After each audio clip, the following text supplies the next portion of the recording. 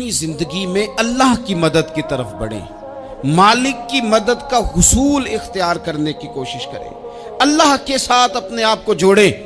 اگر اللہ کی مدد نصیب ہو، یہ جو ہم جتنا ڈرتے رہتے ہیں، سہمے رہتے ہیں، پریشان رہتے ہیں کوئی کیا کر دے گا، ہمارے ہاں نا ہر شعبے میں معاذ اللہ ایک مافیا ہے، الا ماشاءاللہ۔ وہ مافیا کہتا ہے میرے ساتھ ملو گے تو میں چلنے دوں گا، ورنہ میں نہیں چلنے دوں گا، مارکیٹ میں آ ہی نہیں سکتا فلانا بندہ، چونکہ یہاں ہمارا قبضہ ہے۔ اور میرے بھائی پھر بہت سارے لوگ جن کی نیتیں اور ارادے بڑے اچھے ہوتے ہیں شروع میں، وہ بھی اس مافیا کا شکار ہو جاتے ہیں اور ان کے رنگ میں رنگ جاتے ہیں۔ یاد رکھنا، کسی شخص کی بلیک میلنگ کا کبھی شکار نہ ہونا، کبھی کسی کی میٹھی اور مسجع مکفہ باتوں کا شکار نہ ہونا۔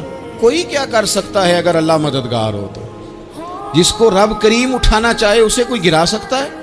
ہم یہ ڈرے ڈرے سہمے پریشان فیصلہ کرنے کی طاقت نہیں، مجھے چلنا چاہیے کہ نہیں، اٹھنا چاہیے کہ نہیں، کرنا چاہیے، اٹھ باندھ کمر کیوں ڈرتا ہے؟ پھر دیکھ خدا کیا کرتا ہے۔ حضرت عبداللہ ابن عباس فرماتے ہیں میرے نبی پاک علیہ السلام نے میری تربیت فرمائی، حضور نے میری تربیت فرمائی، اور محبوب پاک علیہ السلام نے فرمایا عبداللہ یاد رکھنا، یہ نوجوان دوست میری بات لکھ لیں، پریشان لوگ میری بات لکھ لیں، جن کے پاس قوت فیصلہ نہیں وہ اس بات کو لکھ لیں۔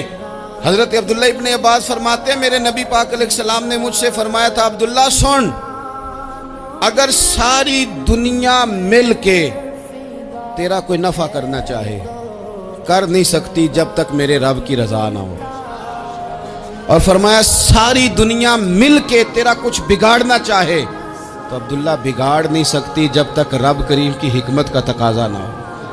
لوگوں سے ڈرنا، لوگوں کی طرف دیکھنا، ماحول دیکھ کے اپنے راہ کا تعین کرنا، ہر بندے کے خیالات کے مطابق ڈھلنے کی کوشش کرنا، فلانا نہ ناراض ہو جائے، فلانا نہ ناراض ہو جائے، وہ جس نے ہونا ہو جائے، بس رب رسول ناراض نہ ہو۔ اپنی زندگی میں اپنے مالک کو مولا جان کے، بل اللہ مولاکم، اللہ تمہارا مولا ہے، وَهُوَ خَيْرُ النَّاصِرِينَ، وہ بہترین مددگار ہے۔ توجہ جب بھی کریں رب کی جانب کریں، اپنے دل کا قبلہ درست رکھیں، سوچوں کے زاویے سیدھے رکھیں۔ میرے بھائی مالک جب بندوبست کر دے نا، جب مالک بندوبست کر دے پھر ایسا بندوبست کرتا ہے کہ لوگوں کے پاس نا چارہ نہیں رہتا۔ حضرت مریم رضی اللہ تعالی عنہا پاک باز تھیں، مسجد میں رہی تھیں، پر مالک کی حکمت کے تقاضے بڑے عجیب ہے نا۔ پھر جناب مریم کو اللہ تعالیٰ نے بغیر شوہر کے اولاد عطا کر دی۔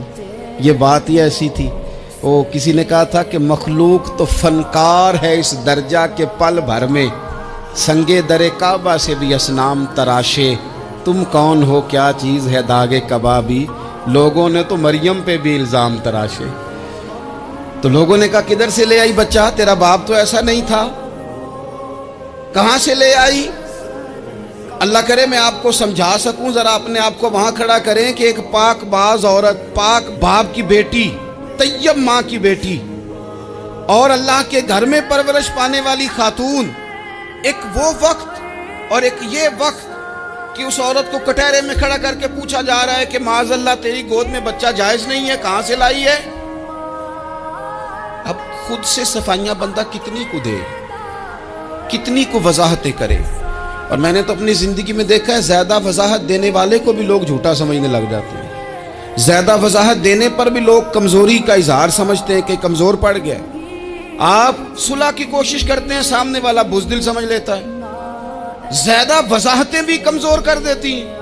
اب حضرت مریم کو کٹہرے میں کھڑا کر کے کہا بچہ کس کا ہے؟ تو پھر خدا بندوبست جب کرے، اللہ جب مددگار ہو، تو پھر حضرت مریم کی گواہی درختوں سے نہیں دلوائی، اس نے پتوں سے نہیں دلوائی، پھر فرشتے نہیں بھیجے۔ حضرت مریم کہنے لگی مجھ سے نہ پوچھو، وہ جو پنگوڑے میں ہے اسی سے پوچھ لو، ان سے پوچھو نا وہ کون ہے، پوچھ لو ان سے، کر لو سوال۔ انہوں نے کہا پنگوڑے میں چند دنوں کا بچہ، یہ جواب دے گا؟ مددگار تھا رب،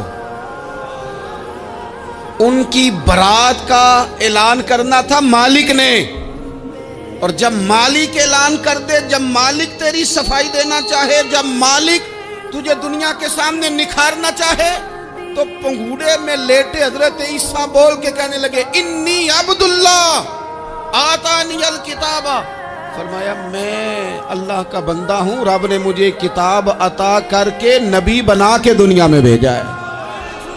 मैं अल्लाह का बंदा हूं, किताब लेके आया हूं, नबी बन के आया। फिर पंगूड़े से ऐलान हो गया, फिर बच्चा बोल पड़ा। और ये एक दफा नहीं बात हुई, ये बनी इसराइल में एक जुरैज नाम के शख्स भी थे जो नमाज पढ़ रहे थे। बाज ने लिखा है नफल नमाज थी, अम्मा ने पुकारा तो आए नहीं, तो माँ के मुंह से निकल गया तू इतनी देर तक मरेगा नहीं जब तक किसी बेहया औरत का मुंह ना देख ले। तो वो इबादत गुजार थे, लेकिन लोगों ने उनकी इबादत, रियाजत, परहेजगारी को नहीं देखा। बस एक औरत को भेज के इल्जाम लगवा दिया। वो औरत आया जाया करती थी, अब आ जाती हैं औरतें, मसला पूछने की नीयत से भी आ जाती हैं। माहौल में कुछ जगह ऐसी भी हैं जहां औरतें दम कराने के बहाने आ जाती हैं। वो खातून आती जाती थी, उस खानकाह पे, आस्ताने पे, ये बुखारी में मौजूद है। फिर उसने कहा मेरी गोद में जो बच्चा है ये इन्हीं का है। मुझे बताएं कैसे बंदा वजाहत दे। हालात खराब हो गए, लोग कुटिया जलाने लगे, माहौल और तरह का बन गया। मेरे नबी पाक अलैहिस्सलातु सलाम फरमाते हैं फिर उस रब के बंदे ने कहा मालिक तू करीम है, तेरी मशीयत का तकाजा आया जो मेरी माँ ने जुमले बोले थे, पर अब मैं वजाहत देने के काबिल नहीं रहा। अब तू ही करम करेगा तो दरवाज़ा खुलेगा। तो वो चंद दिनों का बच्चा पंगूड़े में बोल के कहने लगा मैं इस दरवेश का नहीं, मैं तो फलाने चरवाहे का बच्चा हूँ, वो जो बकरियां चराता है। रब की मदद को पुकारें, अपने साथ अपने मालिक की मदद को शामिल करें, थोड़े रिस्क पर भी गुजारा अच्छा होने लग जाएगा। सारे लोग आपको गिराने की तदबीरें कर रहे होंगे और मालिक आपको इज्जतें अता फरमा देगा। उसकी बारगाह से हिकमत का तकाजा और हो जाएगा। हमने सारी जिंदगी लोगों को राजी करने में गुजार दी, सारी जिंदगी बुढ़ापा आ गया बच्चों को पालते, और बच्चों ने आखिरी उम्र में कह दिया अब्बा अगर कोई ढब का काम कर लेते तो आज हमारे दिन भी फिर न जाते। सारी जिंदगी गुजार दी बहन भाइयों को राजी करने में, सारी जिंदगी गुजार दी जिम्मेदारियां उठाने में। उनको 99 दफा दिया, एक दफा नहीं दिया तो उन्होंने कह दिया तूने तो कभी दिया ही नहीं, तू था ही नहीं। सारी जिंदगी मोहल्लेदारों, इलाके वालों को राजी करने में गुजार दी। और मैंने ऐसे लोग भी देखे दीन के लिए वक्त गुजारा, लेकिन जब बुढ़ापे में दांत काम न करते थे तो वक्त के मुफ्तियों को भी मस्जिदों की कमेटियों ने कह दिया अब आपकी समझ नहीं आती, हमने खतीब को यौर रखना है, न देखो दुनिया की तरफ, दुनिया रुला देती है, न राजी करो बंदों को, बंदे थका देते हैं, न पीछे भागो हर वक्त दुनियादारों के, ये इंसान को कमज़ोर कर देते हैं। वो तो करीम ही बड़ा है, 2 आंसू ज़मीन पर बाद में गिरते हैं, बंदे के गुनाह सारे पहले माफ़ फरमा देता है। अल्लाह की मदद का हुसूल, अपने मालिक की मदद की तरफ बढ़ना। आपको बदर की जंग भी यही दरस देगी, आपको ओहद का मैदान भी यही सबक देगा, फतेह मक्का भी यही सबक देगा। मेरे दोस्तों, जब रब मदद फरमाए, जब अल्लाह मददगार बने। दोस्तों से एक बात अक्सर करता हूँ, मैं कहता हूँ कि जितने दर्द से आप अमीर को अपनी कहानी सुनाते हैं ना, और जिस तरह आपके आंसू बात करने से पहले गिर जाते हैं कि गरीब हैं, बच्चियां हैं, कारोबार नहीं, ओ मेरे संगियों, इससे आधे आंसू अपने रब की बारगाह में बखेरो, उसके हुजूर अर्ज गुजार हो जाओ, उससे तलब करो। एक वक्त इंसान पर जिंदगी में ऐसा आता है कि उसे यूं महसूस होता है कि मेरा साया भी तरह से पीछे हट गया है। उसे यूं लगता है कि मैं किसी सहारे पे हाथ डालता हूं तो वो भाग जाता है मुझसे। लेकिन मालिक की बारगाह ऐसी अजीम बारगाह है, रब रसूल के आस्ताने इतने बड़े हैं कि आप जब वहां कशकोले तलब दराज करते हैं तो झोली फैलाने में देर लगती है, उनको भरने में तो कोई देर नहीं लगती। हमने अपना सोच का किबला ही दुनिया को बना लिया। ये जो अल्लाह वालों की मदद है ये तो है नहीं, अल्लाह ही की मदद है। लेकिन ये जो सेठों की तरफ तवज्जो करना, नवाबों की तरफ तवज्जो करना, दुनियादारों की तरफ तवज्जो करना और अपना मिजाज इस तरह का बना लेना, यारो गर्दन को झुका देता है खैरात का पत्थर। جہاں میں مانگنے والوں کے سر کبھی اونچے نہیں ہوتے. اور اقبال کہتے ہیں غیرت ہے بڑی چیز جہان تگ و دو میں، پہناتی ہے یہ فقر کو تاج سردارا. میں عرض کروں گا کہ اپنی آپ جب توجہ کا قبلہ اللہ رسول کو بنائیں گے تو رب فرماتے وَيَرْزُقْهُ مِنْ حَيْثُ لَا يَحْتَسِبُ، میں نہ تجھے وہاں سے رزق دوں گا جہاں سے کبھی تیرا گمان بھی نہیں گیا ہوگا. یہاں سے بھی مل سکتا ہے، تو نے سوچا بھی نہیں ہوگا. بخاری شریف میں حدیث ہے، حضرت جابر ابن عبداللہ فرماتے ہیں نبی پاک صلی اللہ علیہ وسلم نے نا 300 لوگوں کا ایک لشکر روانہ کیا کسی مہم کے لیے، کسی جہاد کے لیے. حضرت ابو عبیدہ بن جراح رضی اللہ تعالیٰ عنہ امیر لشکر تھے. فرماتے ہیں غربت اتنی زیادہ تھی، بھوک اتنی زیادہ تھی کہ ایک ایک کھجور دن میں ایک وقت کھانے کو ملتی تھی، اور کچھ دن ایسے آئے کہ اب کھجور بھی نہیں مل رہی. فرماتے ہیں اتنی زیادہ بھوک لگی مجاہدین کو 300 بندہ پتے کھا کے گزارا ہونے لگ گیا. یہ بخاری میں موجود ہے. آپ فرماتے ہیں کہ دریا کے کنارے ہمارا پڑاؤ تھا، ٹھہراؤ تھا. جب بھوک سے نڈھال ہو گئے نا وَيَرْزُقْهُ مِنْ حَيْثُ لَا يَحْتَسِبُ، اللہ وہاں سے روزی دیتا ہے، گمان بھی نہیں ہوتا. فرماتے ہیں ایک مچھلی اللہ تعالیٰ نے دریا کے کنارے بھیجی. فرماتے ہیں وہ تھی تو مچھلی پر پہاڑ جتنی تھی. بخاری میں لفظ ہیں، حضرت جابر ابن عبداللہ رضی اللہ تعالیٰ عنہ فرماتے ہیں 300 آدمی 18 دن تک اس مچھلی کو کھاتے رہے، مچھلی ختم ہی نہیں ہوئی. مچھلیاں نہیں، مچھلی. کہتے ہیں 18 دن 300 بندہ کھاتا رہا، مچھلی ختم ہی نہیں ہوئی. اور فرماتے ہیں کہ اس کی ہڈی نکال کے، کانٹا کہیں گے آپ اپنی زبان میں، کہتے ہیں وہ نکال کے نا تو اس کو کھڑا کیا نا جب، تو اونٹ کجاوے سمیت اس کے بیچ سے گزر جاتا تھا. 2 اس کے کانٹے جوڑے. فرماتے ہیں وہ اس کا گوشت ہم کھاتے تھے اور اس کی چربی بطور تیل کے ہم جسموں پہ ملتے تھے. بیماروں کو اس سے سکون آتا تھا، تندرستی شفا ہوتی تھی. فرماتے ہیں ہم کھایا بھی ہم نے، اور کچھ لے کے ہم مدینے بھی گئے، اور قربان جائیں نبی پاک نے بھی اس میں سے کھایا. ہم نے عرض کی حضور یہ معمہ کیا ہے، یہ ماجرا کیا ہے؟ تو محبوب نے فرمایا تمہارے پاس غذا نہیں تھی، رب نے تمہارے لیے بندوبست کیا ہے، اللہ نے تمہیں دیا ہے. مکان شروع کر لیا، ایک صاحب نے وہ مکان بنانے لگے. آپ وہ حساب لگا رہے ہیں، کہتے ہیں میرے پاس اتنے پیسے ہیں، اتنے میں نے فلانے دوست سے کہنا ہے اس نے دے دینے، اتنے فلانے رشتہ دار سے کہنا ہے اس نے دے دینے، اتنے فلانے سے کہنا ہے اس نے دے دینے. یہ ساری کاپی بنا کے مکان شروع کر لیا. جو روز کہتا تھا نا کوئی حکم ہو جاتے 10 سب سے پہلے اس کو کہا میاں پیسے چاہیے دین. وہ کہندا ہو کل ہی منڈا ٹوریا ہے، کہتے تو پرسوں 10 داتے لب جانے سن. میں آپ کو اپنے تجربے کی بات بتا رہا ہوں. جن لوگوں کا خیال ہوتا ہے نا کہ آپ سٹارٹ کریں فلانا کام، ہم آپ کے ساتھ ہیں، اللہ کا ہی کوئی نظام ہے، وہ بالکل بھی نہیں ساتھ ہوتے. لیکن ایسا نہیں ہے کہ کوئی ساتھ نہیں ہوتا. اللہ تعالیٰ بڑے اسباب پیدا کرتا ہے، وہاں سے دیتا ہے جہاں سے گمان بھی. ہمارا یہ ذہن بن جاتا ہے ہم ساری اپنے حساب سے چلتے، اتنے رشتہ داروں سے، اتنے کون آپ کے ساتھ چلے گا، سوال ہی نہیں پیدا ہوتا. یہ سارے کام چھوڑ کے سب سے پہلے 2 رکعتیں پڑھو، اپنے رب کی بارگاہ میں، رسول کائنات کی بارگاہ میں گزارشات اور استغاثے پیش کرو، وہاں سے خیر طلب کرو. دنیا دار کیا دیں گے، کیا دے سکتے ہیں، کیا حیثیت ہوتی ہے کسی. اللہ کہتا ہے وہاں سے دوں گا. تو جو اللہ مال دے وہ لینا چاہیے کہ رشتہ داروں کا مال دیکھنا چاہیے؟ جو اللہ دے وہ لینا چاہیے کہ سیٹھوں نوابوں کی جیبیں دیکھنی چاہیے؟ جو اللہ دے وہ قبول کرنا چاہیے یا دیکھنا چاہیے کون سا آدمی کہاں پہنچ گیا؟ چھوڑو، اپنی مٹی پہ چلنے کا سلیقہ سیکھو. کسی کے سنگ مرمر پہ چلو گے تو پھسل جاؤ گے، پھسل جا. اس پر ایک اور بات عرض کر دوں، صحیح بخاری سے، مسلم سے ایک اور بات. کچھ چیزیں ایسی ہیں جن سے اللہ کی مدد آتی ہے، مدد ملتی ہے. ایک چیز ان میں سے ایسی ہے جس سے بہت مدد نازل ہوتی ہے، وہ ہے کہ جب رب آپ کو دے نا تو پھر آپ بھی اس کے رستے میں گئے، پھر مدد آتی ہے، پھر اور آتا ہے. بخاری مسلم میں حدیث ہے، یہ زیادہ ہی توجہ طلب امر ہے، اس پر آپ غور کریں گے. حضرت ابو ہریرہ فرماتے ہیں کہ نبی پاک علیہ السلام نے فرمایا ایک شخص نے بادلوں کے اندر سے آواز سنی کہ فلاں آدمی کا کھیت اور باغ خشک ہو گیا ہے، وہاں برسو اور اس کے کھیت کو سیراب کرو. وہ بڑا حیران ہوا کہ بادل سے آواز آ رہی ہے. پھر اس نے دیکھا کہ ایک پہاڑی پر بارش ہوئی، وہ بادل وہاں برسا، پھر نالیوں سے ہوتا ہوا پانی ایک طرف چلا، تو جس نے آواز سنی تھی حضور بیان کر رہے ہیں، وہ بھی پیچھے پیچھے چلا کہ پانی کدھر جا رہا ہے۔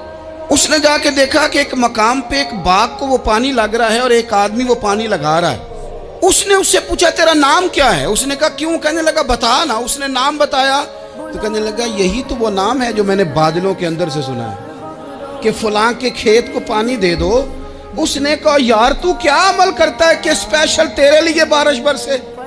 یہ بخاری پڑھ رہا ہوں، سیاستہ سے حدیث عرض کر رہا ہوں۔ اس سے پوچھا تو کیا کام کرتا ہے کہ جناب اللہ تبارک و تعالیٰ کا حکم کرم آیا کہ خاص تیرے لیے پانی برسے اور تیرے کھیت کو سیراب کرے؟ تو اس نے کہا چھوٹا ذمہ دار ہوں، پر جب فصل اگتی ہے تو 3 حصے کرتا ہوں، ایک حصہ اپنے بال بچوں پہ بہن بھائیوں پہ خرچ کرتا ہوں، ایک حصہ پورا، اور ایک حصہ دوبارہ کاشتکاری پہ لگاتا ہوں، اور تیسرا حصہ خالص میں نے مسکینوں، یتیموں اور غریبوں کے لیے رکھا ہوا۔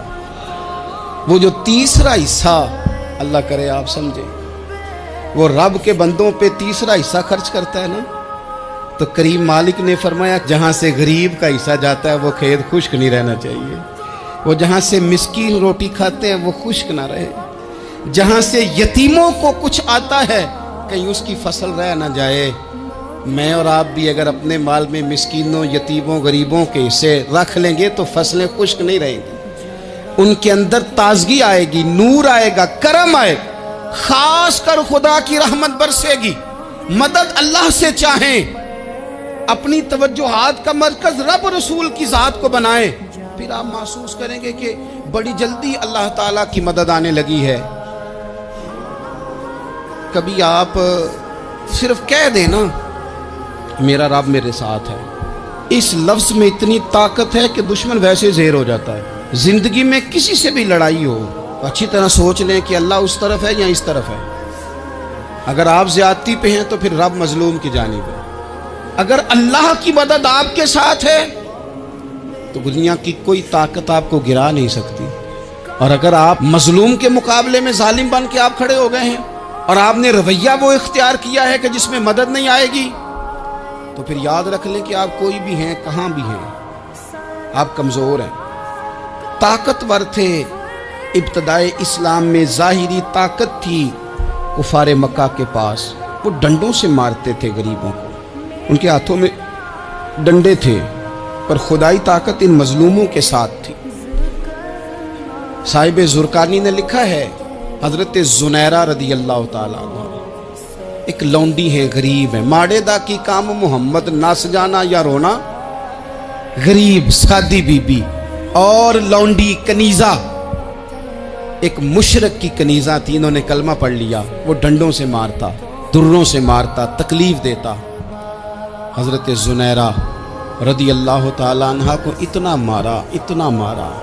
اب آپ ایک اور پہلو پر بھی غور کریں، مار بھی پڑ رہی ہے پر خدا ادھر ہی ہے، اللہ کی مدد ادھر ہی ہے۔ رب کہتا ہے کہ پہلے تو صبر کرنا، ان اللہ مع الصابرین، تو صبر کرے گا تو پھر رب کی معیت ملے گی، ذرا ٹھہرنا، تو تھوڑا ڈٹنا۔ ان الذین قالوا ربنا اللہ ثم استقاموا تتنزل علیہم الملائکہ، تو کہے اللہ میرا رب ہے، پھر تو پہلے ڈٹ، پہلے تو نے ڈٹنا ہے۔ ثم استقاموا، جو ڈٹ گیا، تتنزل علیہم الملائکہ، ڈٹنے والے کے لیے مدد آتی، پہلے تھوڑا ٹھہرنا پڑتا ہے، پہلے تھوڑا صبر کرنا پڑتا ہے، حوصلہ کرنا پڑتا، اس کے بعد مدد آتی۔ مار پڑ رہی ہے، مارا جا رہا ہے حضرت زنیرہ کو، ان کا مالک جو ہے ظاہری آقا وہ مار رہا ہے، یہ کنیزہ ہے، اتنا مارا اتنا مارا، ان کی بینائی چلی گئی، نظر آنا بند ہو گیا۔ ابو جہل آیا اور کہنے لگا زنیرہ دیکھا نا ہمارے بت تیری آنکھیں لے گئے، معاذ اللہ، لات و منات ہمارے بتوں نے تجھے اندھا کر دیا۔ اب ایسا نہیں ہے کہ بی بی روتی جا رہی ہے، روتی جا رہی ہے، مایوسی مایوسی، معاذ اللہ، پریشانی، غریبی بڑی ہے، پوچھنے والا کوئی نہیں، یہ باتیں نہیں۔ کیا جملے ہیں خاتون کے، کیا لفظ ہیں۔ ابو جال نے طنزیہ کہا، معاذ اللہ، کہنے لگا دیکھا نا ہمارے بتوں نے تجھے اندھا کر دیا۔ تو جناب زنیرہ آنکھوں کی بینائی گئی ہے، رات کو گئی ہے، دکھ ابھی تازہ ہے، لیکن اللہ پہ جو توکل ہے، اپنے مالک سے جو رشتہ ہے، وہ اتنا مضبوط ہے، اتنا طاقتور ہے، اس میں اتنی گہرائی ہے کہ حضرت زنیرہ بول کے نا اتنی قوت سے بولی، اتنی طاقت سے بولی کہ پورے کفر پر لرزہ طاری ہو گیا۔ فرمانے لگی تمہارے بتوں کی کیا اوقات ہے کہ وہ میری بینائی لے جائیں؟ یہ میری رب کی حکمت کا تقاضا ہے۔ جب تک اس نے چاہا زنیرہ دیکھتی رہی، اور جب اس نے چاہا زنیرہ کی آنکھوں کی بینائی چلی گئی، اور اگر وہ چاہے گا نا تو بینائی واپس بھی کر دے گا۔ اگر ہو ذوق یقین پیدا تو کٹ جاتی ہیں زنجیریں، اگر وہ چاہے گا تو بینائی آ بھی جائے گی۔ حضرت زنیرہ نے رات کو یہ لفظ کہے، ابو جہل اور سارے کفار ڈر کے سن کے چلے گئے، آپ اطمینان سے آ کے بستر پہ سوئی۔ جب سویرے اٹھی تو اللہ نے آنکھوں کی روشنی واپس کر دی تھی۔ آنکھوں کی اب چھڑی پکڑی ہے، بازاروں میں گھومتی ہے، کہتی ہیں بلاؤ کدھر ہے تمہارے نات و منات، دیکھو میرے رب نے روشنی واپس کر دی۔ آ کر میرے ساتھ ادھر آ، ستمگر ہنر آزمائیں، تو تیر آزما ہم جگر آزمائیں۔ بیمار لوگوں یاد رکھو، کہہ دیا ڈاکٹر نے کہ تو بڑا بیمار ہے، تو بڑا کمزور ہے، یہ ہو گیا وہ ہو گیا، تو ڈاکٹر اپنے علم کے مطابق بات کر رہا ہے، ہوگا تو وہ جو میرا رب چاہے گا۔ کمزور ہو جانا، پریشان ہو جانا، تکلیف میں آ جانا، پتہ نہیں بات ہو گئی ہے تو جانے کیا ہو جائے گا۔ اپنی زندگی کے اندر اپنے رب سے رشتہ مضبوط کریں، رسول کائنات سے رشتہ مضبوط کریں، اللہ والوں سے رشتہ مضبوط کریں۔ حضرت زنیرہ نے پیغام دیا کہ زندگی میں جو جینا چاہتے ہیں تو وہ رب کا نام لے کے جی سکتے ہیں، جو اپنی زندگی میں خوشیاں دیکھنا چاہتے ہیں تو رسول اللہ کے نام پر خوشیاں دیکھی جا سکتی ہیں۔ توکل کی بنیاد پر بندہ خوشیاں لے سکتا ہے، اور اگر انسان میں توکل نہیں ہے تو پھر وہ اس کالے جادو سے بھی ڈر رہا ہے، وہ نیلے سے بھی ڈر رہا ہے، وہ پیلے سے بھی ڈر رہا ہے، وہ فلانے سے بھی ڈر رہا ہے، وہ میرے خلاف فلانا رشتہ دار سازش کر رہا ہے تو ڈر رہا ہے، فلانا میرے بارے میں یہ کر رہا ہے تو ڈر رہا ہے، وہ پتہ نہیں دنیا ادھر ہو جائے گی تو کیا ہو جائے گا، اٹھ باندھ کمر کیوں ڈرتا ہے، پھر دیکھ خدا کیا کرتا ہے۔ تو اس ساری گفتگو کا نچوڑ آپ کو یہ عرض کیا ہے، سب سے پہلے تو یہ کہ میدانوں میں مدد بھی اللہ کی، رزق میں مدد بھی اللہ کی، فصلیں خشک ہوں تو مدد پھر بھی اللہ کرے، تو پھر ساری مدد، اور اگر انسان بیمار ہو تو پھر بھی مدد اللہ کی۔ تو اپنے اللہ کی جانب توجہ کو بڑھائیں، آپ اللہ سے مدد کے سوالی بنیں۔ ترمذی کی ایک حدیث ہے، میں آپ کو زندگی کا تجربہ بتاتا ہوں کہ جب میں بڑا پریشان ہوتا ہوں تو یہ والی روایت کھول لیتا ہوں، مزہ دیتی ہے۔ میرے نبی پاک علیہ السلام نے فرمایا اپنے دکھ سیٹھوں نوابوں کو نہ کہنا، مالداروں کا نہ کہنا، ورنہ اللہ تمہیں کبھی غنی نہیں کرے گا۔ فرمایا اپنے دکھ اپنے رب کی بارگاہ میں عرض کرنا، جلدی کرے یا دیر سے کرے اللہ تمہیں لوگوں سے بے نیاز کر دے گا۔